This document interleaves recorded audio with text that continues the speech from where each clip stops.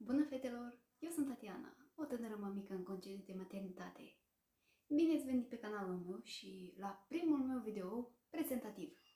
Pe canalul meu veți găsi măști pe care le-am testat personal timp de 7 ani de zile.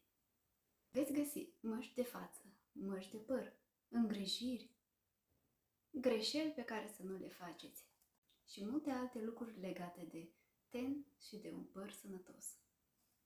Am 27 de ani, 2 copii și totuși asta nu mă împiedică să am grijă de mine, să arăt bine și să am un păr sănătos. Părul meu este bogăția mea, dar să știți că el nu mereu a fost așa frumos.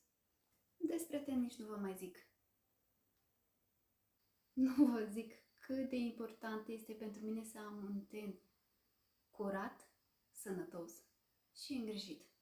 Rămâneți cu mine să vedeți mai multe videouri despre îngrijirea tenului și a părului. Nu uitați să vă abonați, să lăsați un like, un comentariu și o distribuire la acest video. Vă pup și ne vedem în curând!